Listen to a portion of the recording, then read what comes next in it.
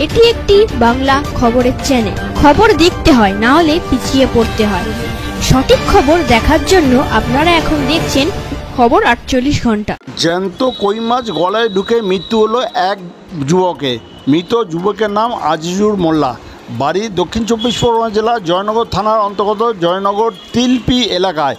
স্থানীয় ও পরিবারের সূত্রে খবর, রবিবার দুপুরে বাড়ির কাছে একটি পুকুরে কয়েকজন বন্ধু মিলে মাছ ধরতে গিয়েছিল হাত দিয়ে। যেহেতু গরমকালে পুকুরে জল কম থাকায় তারা হাত দিয়ে মাছ ধরছিল।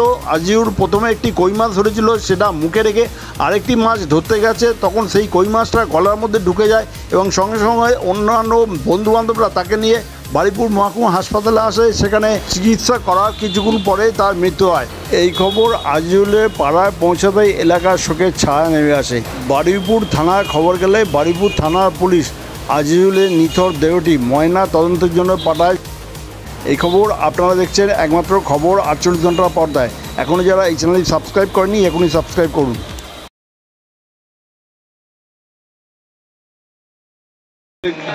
কি হয়েছে ওনার? কি হয়েছে? মাছ ধরতে গেছিল, একটা মাছ গালে রেখে আরেকটা মাছ ধরতে গেছিল। ধরতে গেলে ওই মাছটা গালে চলে যায়, হসপিটালে কি মাছ ছিল ওটা? কই না ওকে, এই হাত দিয়ে মাছ ধরতে গেছিল? কোথায়? পুকুরে? কোথায় ঘটনাটা কোথায় হয়েছে?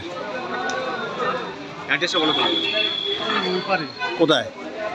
ঘুরে বলা আমার বন্ধু বান্ধব হয়, অতটা চিনি না। নাম কি? আইজু। ওর বাড়ি কোথায়? ঘোষার ওপারে। তোমার নাম কি?